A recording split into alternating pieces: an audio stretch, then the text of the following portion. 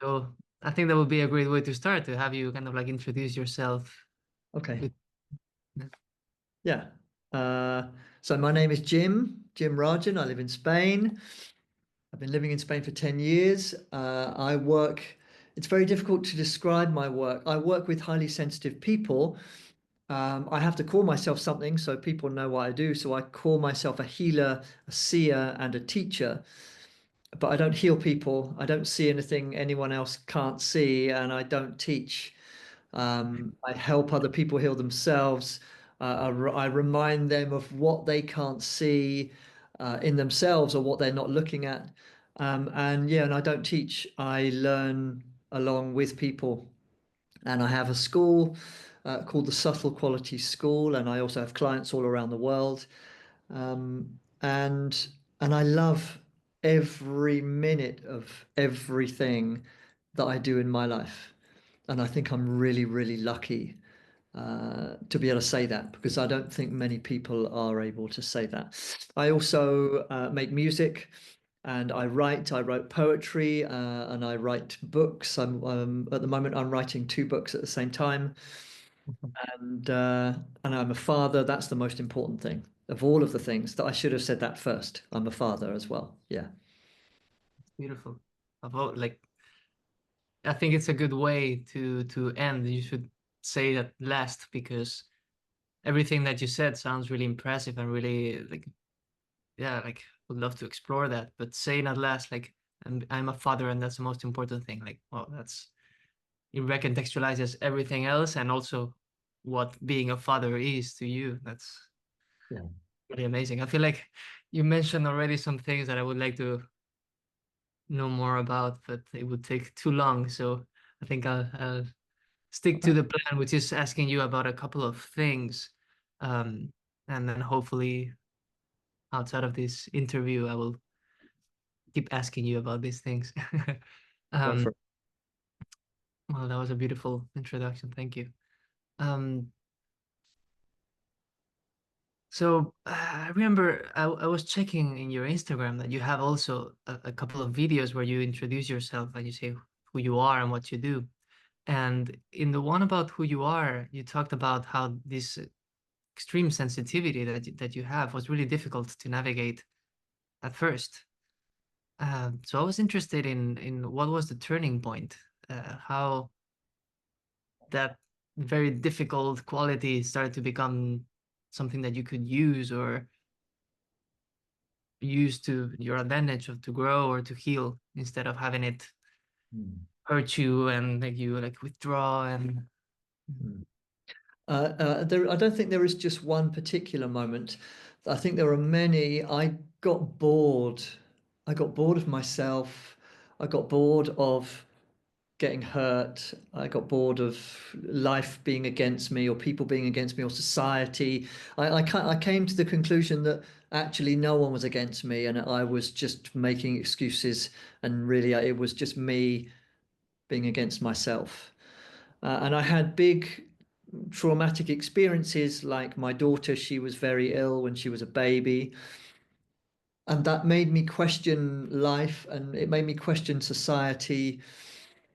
I mean that was a really big one for me to have, to have a child in hospital when she wasn't even 2 years old. It was so extreme. It's something I wouldn't wish on anyone, but it that was definitely wasn't necessarily a turning point in me deciding to use my sensitivities, but it was a turning point in, right, so actually no one does care. It is just down to me. Yeah, I have family and I had people around who cared, but I came to the conclusion that I was giving society too much credence, um, Mm, and not and myself not enough. And when you're in really difficult kind of moments in life, yes, there are those few people who know how to step up and support you, but most people run away. And society is, society, like it's a person, but it's a structure, it's a system, is built on running away and leaving you to it when you're in pain. And that was really good for me. I mean, another one was I was working. in film and television, and I'd worked my way up from being like a camera technician to being a producer and director. And then one day I just left it because I couldn't cope with it anymore because it was very kind of backstabbing, again, society to be in. And so I rejected. I think my rejection of social ways are what brought me closer to myself. And then I Yeah. listened to myself and I was like, yeah, but I want to live like this. I want this thing. I want to be this way. This is what I am. I'm not going to hide it anymore. I'm not going to decide that it's weak because some external system decides that it's weak. I'm just going to do it because I'm done waiting for somebody else to do it for me. And life kept showing me, life kept kind of pushing me off the cliff, and I kept holding on by my fingernails. And then I realized I shouldn't hold on. I should go and do what I felt was right. I love the concept that says nothing exists in the world. There is no world. There is nothing. Nothing exists. Everything is a projection of your subconscious mind to help you experience the things you would like to experience. And when I took that on, it was like, right, well, then I don't have to listen to anyone and I don't have to follow anyone else's rules and I can just do it myself. So, yeah, obviously that is just a concept and I have people in my life and I have to, I have to live in society. I can't go and kill people and run naked in the streets, you know. Um, but yeah, they were, I think the big painful things helped. Society itself helped. Um, but really, it was my inner voice just saying, but please, can I just do this? Because that's what I want to do. And eventually, I realized no one was listening. So I just did it. Amazing. Mm. This Okay. morning I was something that I learned with you. I mean, that's not the right way to say, but something that you brought attention to was that I've created a culture here in this house with my girlfriend, and this morning she was gone. So that suddenly opened up a space that I could have interpreted as lack or emptiness, but it wasn't that. It was I was really present to it, and that's what it was. It was presence. Um, so kind of like having that culture break down Yeah. opened up the space for me to be in the center of my house and I feel like, okay, so what do I do now? Yeah. Feel like you Yeah. did that in a like big scale.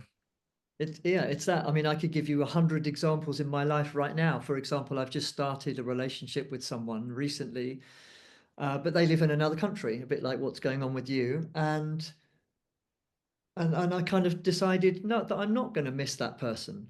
No, just because they're not here, I see them sometimes, but I'm not going to miss them. Why do I have to miss them?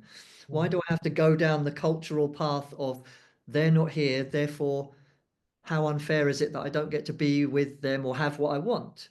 Yeah. I remember when I was started doing music and I thought, right, okay, well, what do people do? What's the culture? Ah, they get a person to help them. And I found a coach, and and he was useless. And and Tony, he charged me £175, which is like over $200 for a 45-minute Zoom call, and he wanted to do that every week to to help me to coach me in my musician stuff, becoming a musician who gets paid. And I had maybe 2 sessions with him, and I was like, well, that's a waste of time. I'm not going with that culture. I'll build my own culture. I don't need to follow anyone. I'll go with where life shows me to go, you know, Yeah. just like what you were saying before. Yeah. Actually, some of the questions that I had thought of was like being aware that you have built your own, you put it in this words, like you build your own method. But I know that that's not just about your work or the healing ceremonies, which are in itself incredible, but it's a whole lifestyle. It's how you show up in the world. It's how you move through form. And um, I wanted to ask you about something in particular where I feel a bit stuck, and I see everyone being stuck. and it's like a very insidious form of being here in the US, which is this form of like constant busyness.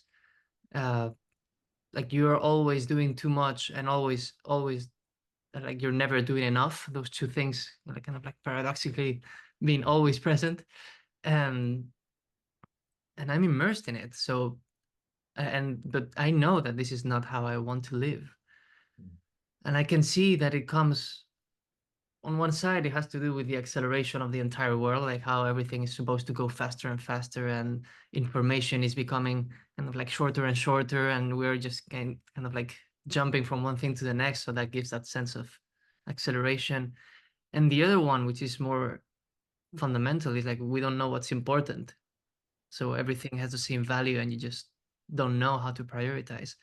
So I wanted to ask you about that, how you relate to that. Do you feel that way? How do you approach doing your work and doing the beautiful things that you do without, or maybe with that feeling of like, oh, I'm doing too much, but I don't know how to stop?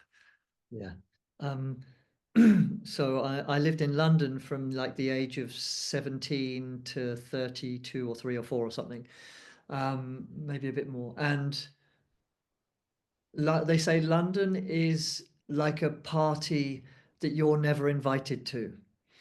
And it's like there's always stuff going on so many levels and so many cultural things and art and music and people making films in the streets. And it's like it's all there, but you don't get to be a part of any of it. No, unless you strive and push and fight and win and be the best and get invited. No, so I'm continuously trying to get invited to things. I think this is why I talk a lot about how in older times the medicine person would live at the edge of the village. Because Yeah. if you put me in the middle of the village, and when I lived in London, I lived in the square mile, in the central square mile of London, pretty much, and I never felt so alone and unhappy in all my life. In fact, I lived in one house for about 17 years, for most of my time in London, and um, when I left, I went knocking on the doors of all the people saying, listen, I have a removals truck coming to take all, because I'm moving. And half of the people were like, oh, who are you? And I'd been there 17 years. So this thing of busyness, always trying to create, always moving, most of it isn't movement at all. Most of it is you chasing your tail. Most of it is your mind making up some kind of story that you're then living by so that it can feel like it's done something. All right, well, I'll do the stuff today. I'll do all my emails and my messages. I mean, I get tons of messages every day from people all around the world because I say, yeah, if you do a piece of work with me, send me a message whenever you want. And they do. Um, and and I love that. And at the same time, I have nothing to show for it whatsoever, apart from conversations with people. I don't, it You mean doesn't show for it? What does it that mean? doesn't give me anything. It doesn't further my so-called career. It doesn't make my school bigger or better. It doesn't get, what it does is it helps somebody else feel seen or heard, which is Yeah. far more valuable than the stuff and the doing. I have this, I've built because I had to a really wise relationship with my mind where I just don't listen to what it says, and it comes up with all these things, and oh, I should be doing this, and social media, and oh my God, but a million freaking outs that my mind does, and I just listen to it, and I go, all right, okay, yeah, that's fine, wonderful, perfect, but I'm doing this. I don't care Mhm. about you. You're wasting my time. I'm very focused. Yeah, I use my mind. I listen to it sometimes, like we all do. I have to. But yeah, when we get in this, because in the States it's all about hustling this and hustle that, and my side hustle and my everyone's side hustle that makes them $5,000 a week and all these things, and none of it's real. None of it is real. It might be real for one or two people, but for everyone else, they're just talking about it. I remember having a client very specifically who gave courses in manifestation and manifesting. Um, and I shouldn't really mention. I don't know how much I ought to talk about it, I don't believe in manifesting. I don't believe that you get to will your life forwards to make some special magical thing that wouldn't have happened anyway. I don't believe that's a thing. And that person had really serious difficulties and challenges and wasn't making any money and wasn't actually manifesting anything apart from getting people to buy their course in Mm. manifesting. Maybe it worked. Maybe it was an amazing course. But, a true teacher uses their own teachings. Otherwise, you don't get to call yourself a teacher. So, You have money. so that person was selling a course that wasn't doing Him. anything for her. Well, then yeah, I don't believe in manifesting. It's not that I think that there is some ordered plan already for you. I don't believe in destiny either. I think that there are hundreds, if not thousands, of different futures, and you pick and you kind of cherry pick from each one of them little bits. And as you move forward in your life, there are still thousands of different possible futures, and you have a bit of that one, and oh, that bit looks nice, and we take some of that. Um, and I allow those things to happen. Yeah, I freak out and worry, and I have bills to pay and mortgage and all these things as well, of course. Um, but it's about having a different relationship. It's about building one's own culture instead of going with the culture. Again, it's the same thing, isn't it? But I can sense that your culture is not just at the level of mind and stories. Like you're behind it, and that's what allows that sense of like being grounded and knowing what you Yeah, have to do and what's worth pursuing and what's just illusion. And yeah. Um, I have I've built my own relationship with what I understand as God is. And I don't just believe in it, it's the truth to me. Like Carl Jung, when they asked Carl Jung, do you believe in God? He said, no, I know.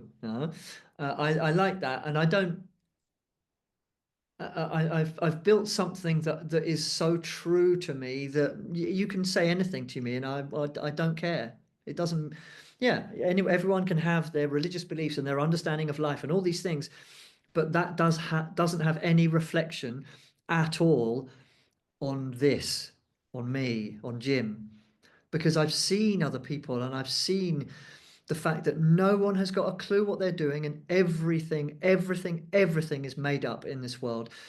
All of the religions were made up, and I'm not anti-religion. All institutions were made up. Everything came from an idea, Steve Jobs in the garage, whatever the thing was, all of these everything comes from somebody having an idea and writing it down, somebody else taking that idea and going, oh, hold on a minute, the Jesus story is a good one, we can make some money here, we could get money off people and build a church. And then all of a sudden there are churches everywhere. Again, I'm not anti-religion, but um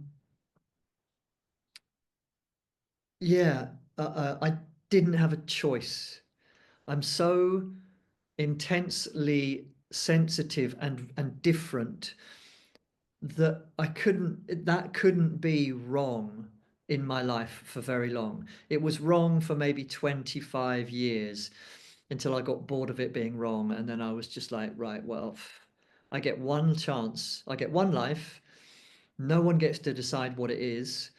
I'm doing it myself. I'm just going to do it my way. And if I'm wrong, then I'm wrong. Cool. And I'll put my hands up at the end on my deathbed and go, oh, I messed that one up, didn't I? But at least I get to say I yeah, messed it up. Yeah. yeah, beautiful. Was is that when Buddhism entered the scene? Kind of like is that was that your sadhana, your path to? Yeah, I needed a direction. I started practicing Buddhism when I was in my early 30s, and it's a Japanese form of Buddhism, and it's very intense. Lots of chanting, and I loved it because I wanted to be a part of something, and I wanted to belong to something that was greater than me, than bigger than myself. But what I found was that even that was creating supernaturalness in its story, when the Buddha was just a man like you. There's no difference between you and I and the Buddha or Jesus Christ or any other person or Mandela. Name a person. There's no difference between you and that person. And so going through Buddhism, I gave it everything, everything. I was so intense in my practice and was supporting people and all kinds of things and became a kind of like a group, a leader of an area. Um, and yet I still had all these questions and all these doubts, as one ought to have, and was told to not have doubts, and was told, no, this is how we do it. This is the culture. And again, it was like, yeah, but you don't, but you don't talk about how do you say desapego in detach Uh, detachment? You don't. Why don't we talk about detachment, for example? And they would be like, yeah, well, yeah, we do. Don't worry, we're going to cover that one, next week. And they didn't, and it was all about hierarchy and structure instead of the real Buddha's original teachings. And eventually I just said, I'm sorry, but am I the only one who thinks this isn't really Buddhism? They were all like, yes, off you go. And I was castigated and well, ignored. Yeah, and it was great. And I was just like, well, then perfect. That culture is beautiful for all those people. But in questioning a culture, I get ostracized, which means my culture must be right. It was, you could take that as I was kind of treated badly and how dare people. But it was like, no, because I don't get to um, judge anyone else and I don't get to blame anyone for how they see life. I just get to live how I want to live in a way that creates value for me and other people. And it's not for me to say, you're wrong because you don't do this, because the world is just waiting for another war anyway, isn't it? So why add to that? It's easier, better, more empowering, more enriching, more valuable to go, well, I might create a culture myself, and if anyone likes it, well, they can come hang out with me, you know. here I am. Yeah, exactly. Something that I've been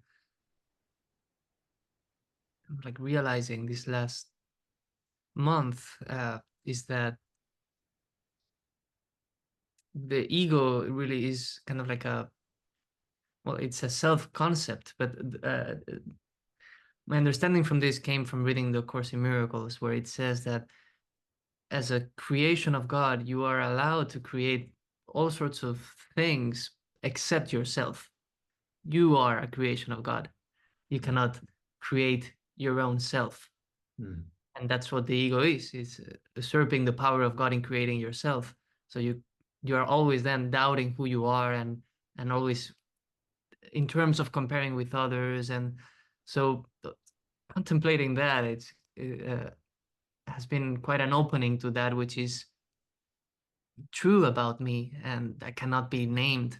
Mm. Uh, and from that, this kind of like, I don't know if to call it perception, but this kind of like sense that this is all a dream created by our ideas. And it's an ugly dream, the one that society provides for us. Like these are the set of ideas that everyone shares, and here you go. And Mm. it's not pretty. So what I'm starting to feel, and I know that this has a lot to do with my work with you, is that I'm starting to realize that I have power over every single aspect of this dream that my life is. And it's a creative act. My whole life is becoming the, the work of art. And in that way, I just remember something from one of the sessions with you, which was like, be the poem. It's that. Like Antonio, I am no longer this. I know that I'm not this, but this is now kind of like a metaphor for something else. It's a yeah manifestation of a creative act instead of just following a set of ideas. And no, I'm still a bit Yeah, um, learning to function in this way. But I think um, that might be a good reason why this conversation is happening, because without explicitly asking you about that, you've talked a lot about it. So I feel like apart from having our interview, we are also having the session that we were going to have anyway. exactly. It's and the thing of the be the poem. So I mean, I'm in a good example of it right now. I decided I would write a book, a little bit, about the work I do and what we do in the school. And then my mind started thinking, oh wow, this has to be really good. What's it going to be called, and how long will it be, and who's it for? We have to write it for specifically these people, and it's got to be amazing. Oh my God, actually, this book has to be like the book of my life, right? And then, Yeah. and then I have a conversation with someone who's just like, what the hell are you talking about? No, this isn't even a book. Just sit down and write. And whenever you finish what you've written, we'll sit down and read through it and decide what it is. And maybe it's not good enough, and maybe it is good enough, and maybe it is the best thing ever, and maybe it's absolute trash. But you've got to write it. It needs to be written first. But we Yeah. put all of these kind of stipulations on it. Oh, it has to be like this, and I have to win. I have to be the best, and I have to make a name for myself, and I have to leave my mark on this world. I already had a daughter. That's it. That's what the only mark I need to leave on this world is done. Everything else is a gift. Everything else is just for me to have fun with, really. The thing of the mind, separation equals conflict over, and you can apply that of Krishnamurti to everything. And we all sit in the mind, and of course the mind is just scrambling for something, anything that isn't you. And so it makes a personality, and it decides what it likes, and it likes this kind of food and this kind of clothing and these rock bands or whatever the thing is. No, um, but it doesn't even. It's just chasing its own tail all the time. And then, of course, the mind sees all the other people and starts comparing itself to everyone else. And oh my God, that person is a better musician, artist, poet, teacher, whatever, banker, investment hedge fund manager than me. Oh my God, everyone's better than me all of a sudden. But no one can be better than you because you are God. Yeah.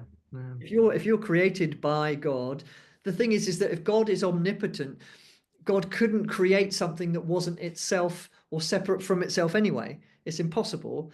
So that's what you are. Therefore, the work is to just let go of the mind and let go of the mind and let go of its need to compare. And I mean, look at how many wars there are. Look, it takes one man to put tariffs on everyone and go, right, scrap all this, we're going to do this thing, and everyone just kind of goes, oh yeah, yeah, okay, yeah, as long as I get to belong. Can I belong?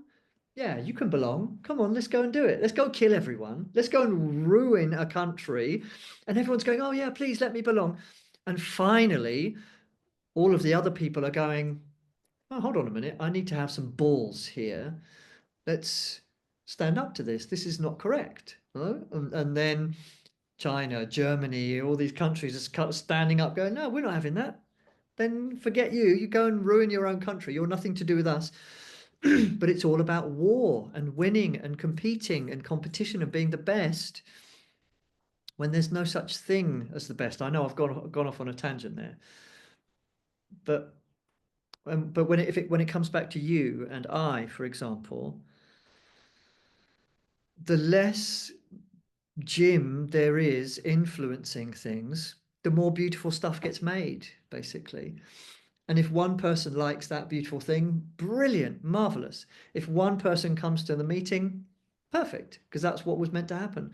And if 10 people come or 50 people come, well, yeah, that's great as well. But it doesn't matter.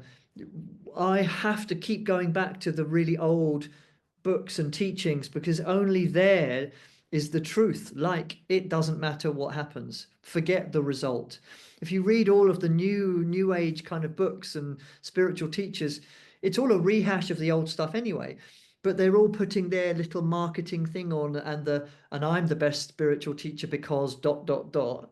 There's still the little tiny elements of competing and winning, Yeah. but Bhagavad Gita, no, Upanishad says, give away the result. Yeah, I have it written here. Yeah, done. And it's just like, there you go, done, simple. That's fun.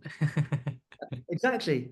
Yeah, no, it's Bhagavad Gita, isn't it? It's Bhagavad Gita. But yeah, and I don't need anything else, and I don't need to be told what to do anymore because I know that everyone is making it up anyway.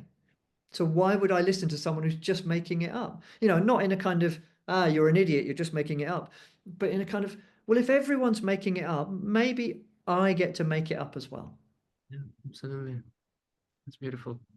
I wanted to ask you about your work and like the books that you're writing and um about how you approach it because I've started a book too and I have spent a lot more time thinking about how great it should be and about if the name is right. Like I haven't even written like 10% of it, but yeah, I've gotten a bit stuck. I can feel how the creative energy is going in that illusory way. Like it's just so.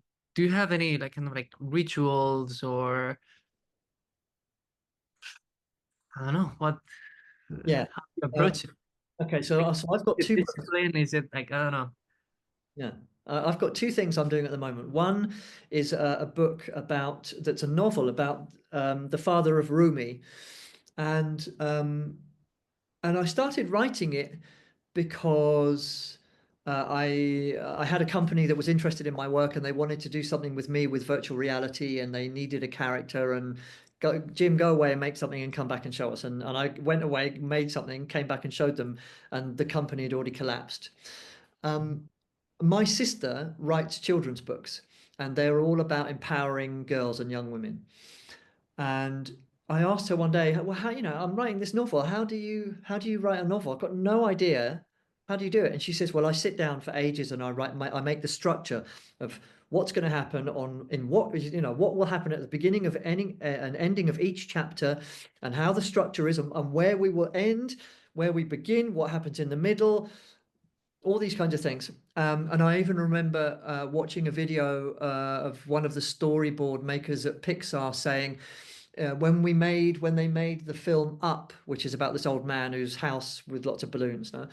He said we made sure that we took the people up and then down, then up, then down, then up, then down, then up, then down. And I was like, right, okay.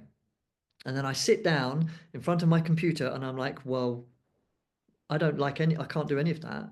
That's not my way. I can't sit and organize and structure. So that particular book, I just started writing from page one and I let it write itself. And in moments, things happened, and I actually found myself crying at one point because I was like, "Oh my God!" But she died. That's so unfair. She was like this lovely.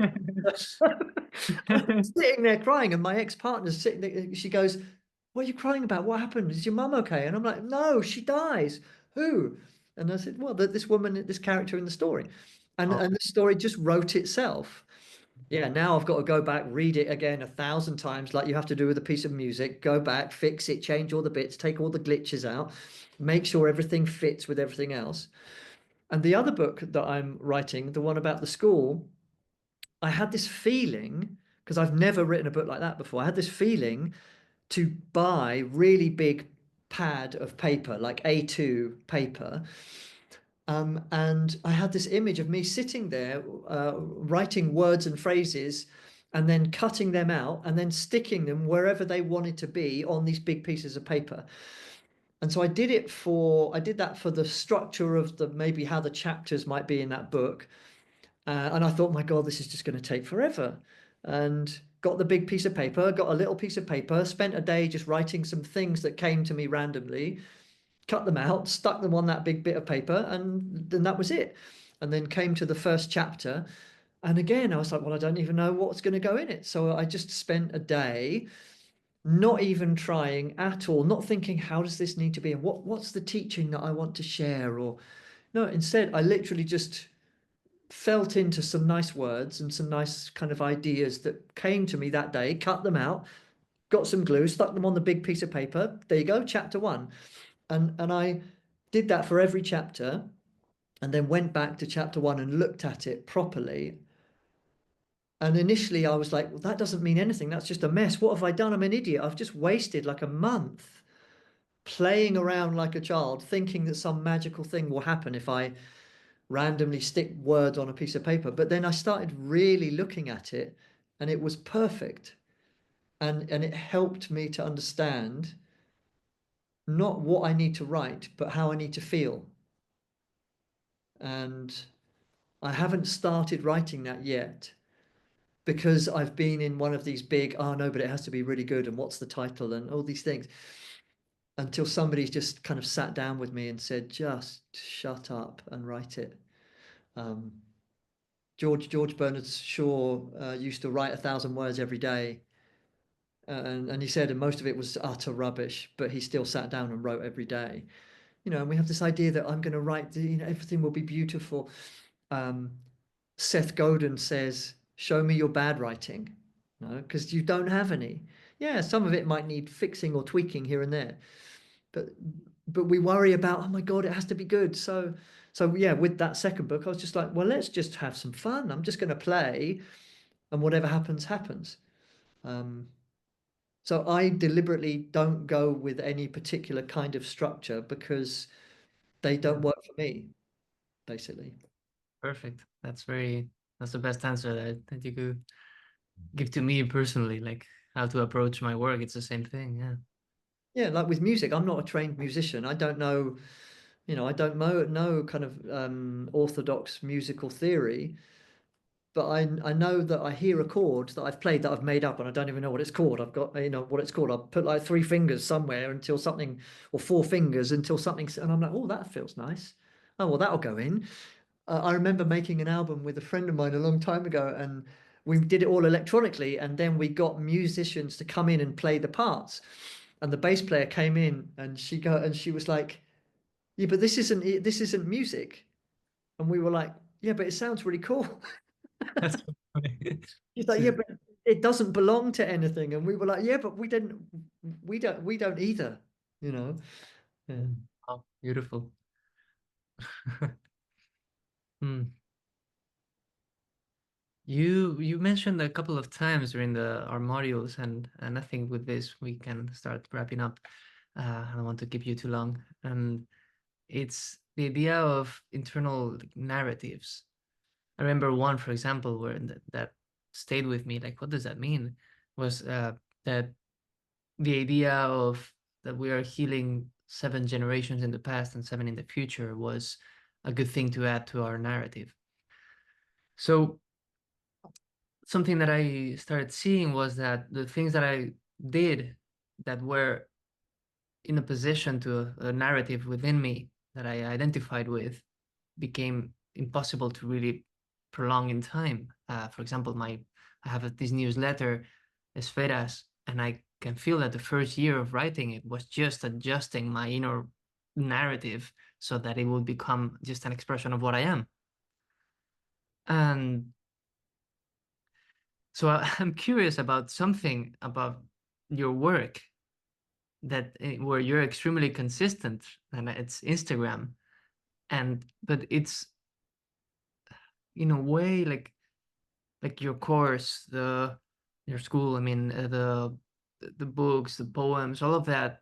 I can see how natural it comes to you, but Instagram is a difficult place to be, and at least that's how I perceive it, and that's part of my narrative, of course. But what is your internal narrative that allows you to? Is there any internal narrative, or how do you approach the work that you do there? Because it's really true. You can feel that it's genuine. Like your poems, what you share, really helps. Like that's for the first year and before starting to talk with you for the course. It was always a source of like, okay, that's true, and that takes a load of my. So Yeah, I'm curious about how you approach that. How Mm. if, did you find any inner obstacles on the way to doing that work, or it just came naturally to you, and or Hmm. I always have inner obstacles all of the time. I will never not have those. You never get rid of that. Life never comes to perfection. Um, Things like Instagram and just the things that I write. I like the things that write themselves. Like the book of, yeah, I like things that write themselves. If I have to sit down and go, oh no, I've got an Instagram post to do this week. Oh, let's get a script going. What the hell are we going to talk about? Oh, Jesus. No, it's crap. It's Mhm. always crap. But for example, with Instagram, every person who comments, I reply to their comment. Everyone who sends me a message, I reply to their message because it's social media and I'm super lucky that I get to be on it and I'm super lucky that I get to connect with people all around the world. The least I can do is be nice and do it well and actually be one of those people who respects the community. So whenever I'm always having ideas, and I've learned to listen to my ideas more and more instead of discard them. It's very easy to have an idea and then go, oh yeah, but that's not very good. Because you don't know if something is good or not, really. No one gets to decide what's good. The other person gets to decide what's good depending on their own narrative or how their life is, or were they abused as a child or not, or whatever, or how it feels to be sensitive, or all of this narcissism thing that goes on in the modern world. No. So I'm doing it. I'm not doing it for me, although I put posts on and that gets me clients and it gets me people coming to go to my school. So it is important to me because it's a way of attracting people. So I'm super respectful of that. I don't um, take it lightly that someone will spend the time to watch a 1 minute video that I've put on Instagram and then take another bit of their really busy time because they've probably got 4 kids and are exhausted and go, I feel seen. I mean, for somebody to say, I feel seen, I'm just like, wow, thank you. I feel really privileged that I made something that has helped somebody in their day. Buddhism talks about rise up and treat every person as if they are a Buddha, which means because I kind of get people now. I've got quite a few thousand followers on Instagram, and I get people saying, "Here, I'll be your social media guy. We'll get you millions of followers, and we'll get you all this cool special stuff." And I was talking to someone today about it, and they were just like, "If you do that, it will die. It will be ruined because what people love about how I do things is that I interact. If you have a healing ceremony with me, you get to send me messages all the time. I have people who send me messages every day, Antonio, every day, dude. And it's kind of like sometimes I'm like, why the hell did I say that? And I get, people who send me a 10-minute audio message every day. Um, Wow. but it's like, right, but I stand by my word. No one in this world stands by their word. If I say I'm going to do it, then I'll do it. And if that person needs to send a message for me that's 10 minutes long, they needed that. So fine, no problem. Um, yeah, Instagram, I think that social media, publicizing oneself is really hard. And we feel like we have to kind of prostitute ourselves. And the first time I started doing videos, it was awful. I felt stupid. I messed up my words. Um, but I carried on because I have something to say. And if when you have something to say, there's also always someone who needs to hear it. It's not that you have something to say and no one cares. Yeah, I mean, there are lots of people who talk, but talking is different from having something to say. And I was like, no, I have something to say. If one person likes it, awesome. If no one likes it, well, then I need to um, dig deeper inside of myself. Yeah. Beautiful answer. Thank you. I'm sure my class is gonna love hearing that. By the way, we don't have to show the whole uh, You do interview. whatever you want. No, Maybe like a clip or whatever yeah. you want. Use all of it. It's absolutely fine. Yeah, whatever you need. Yeah, Yeah. if you, I mean, I've got time. If you've got more questions, there's no problem at all. I do have so the kind of like the bigger questions. I covered everything, and there's one last thing that I would like to do, which is kind of like a fast. Well, I have nine written, but I'm not sure about the last one. So let's do eight. Let's fast eight questions where I ask you to respond with one word or one phrase maximum. What is your favorite word? Love. Yeah, I could feel it. Maybe God. Maybe God, but they're the same thing. Yeah, yeah, yeah. I think love is beautiful. What's something you're learning right now? Can Uh, be yeah, whatever. Jim, Jim Rajan. Nice. A symbol you connect with.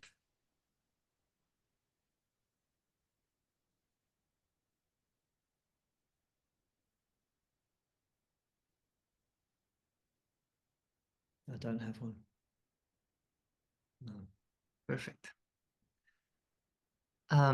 Is there any like mantra or prayer that you are holding lately? Like something specific? Um,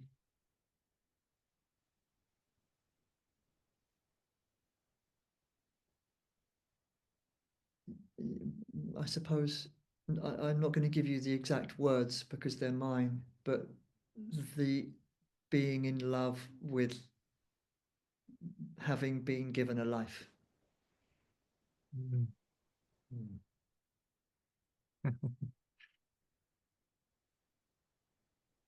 And I feel like I would like to just finish it there. But all your answers have been amazing, so I'll just continue. A book that was essential to your path. Um, yeah, the when I was given, I can't remember what the title is. It's a book by Krishnamurti, by Jiddu Krishnamurti. I can't remember what it's called. It was kind of like a collection of his works. Yeah. I have one, maybe it's just a tree of life, or it's like one passage per day. I can't remember. I mean, if you want, I can find it later and I'll send you a photo of the. No, I can't remember what it's called though. It's okay. It's enough knowing it's just Krishnamurti. Yeah, Krishnamurti. Yeah. Um, the next one, I feel like it might, well, I'll just ask it. What is the best piece of advice you've received? Never ever listen to advice. Yeah, that's what I doubted for a second if that would be a good question for you, but it is. It is. That's a good piece of advice. I don't even know if anyone actually said that to me. I think I I got I got the opposite. I got given so much advice that eventually I had to advise myself to never listen to advice. Yeah, that's why I doubted before because all this talk has been about how internally how it came from within. So advice is always coming from somewhere else. But that's paradoxically a good piece of advice. So listen. Beautiful. What is something you used to value that you no longer value? What's something I used to value that I no longer value?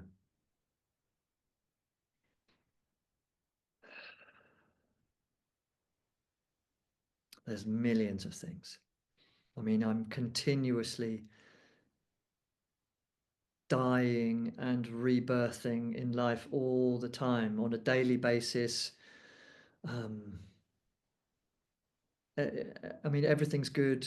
Everything has been good, and everything will be good in some way or other.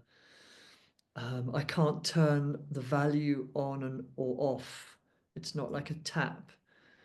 Something was valuable, and I appreciated it, and then it died, and then something else came. So that's Yeah.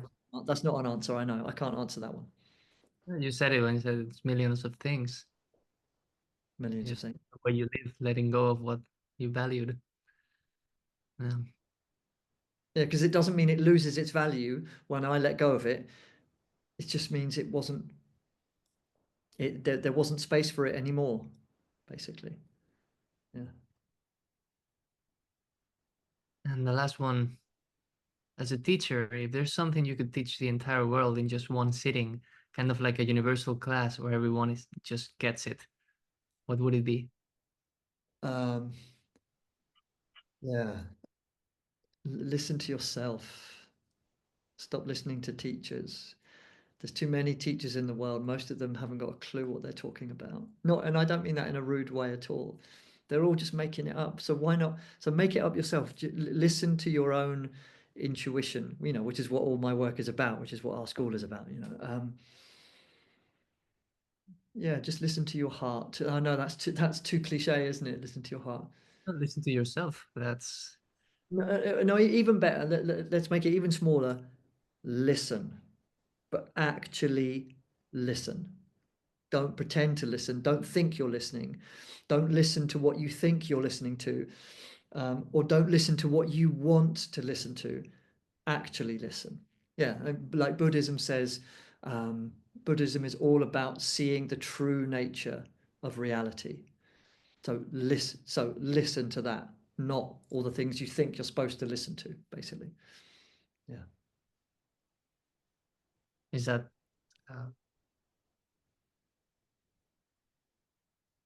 something that I'm learning with my qigong teacher is kind of like to listen inside of the head, kind of like internalize the senses.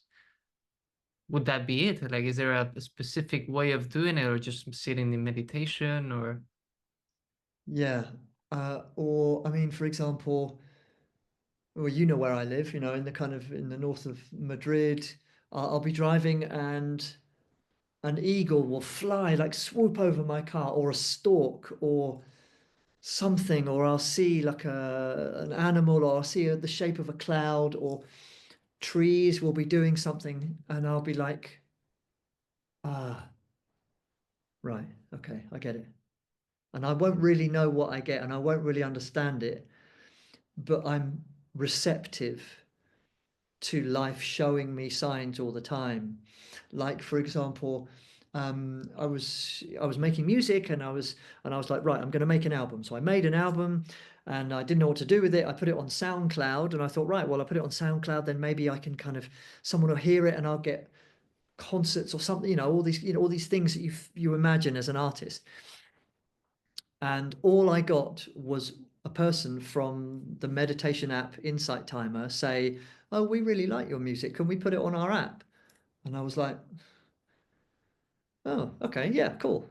I was like, "Well, that's not what I was after," but I listened to it, and then because you had, I think I've told you this, or I've said it in the school, then because you have content on their app, you don't get called a musician, you get called a teacher. And I was like, okay, oh, right. So I'm a teacher. Well, I'll do kind of teachy things and I put guided meditations on and courses, and all of a sudden I'm a teacher. You call me a teacher, so I'm going to be a teacher. If I'll listen to what you say, you call me a teacher, then I'll teach. Um, but I didn't get to be a famous musician and I didn't hold on to that. I listened to what life was presenting me with. So, yeah, just one word, listen.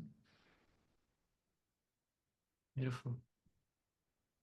My lesson yesterday in the course was all of, all things are echoes of the voice that speaks for God.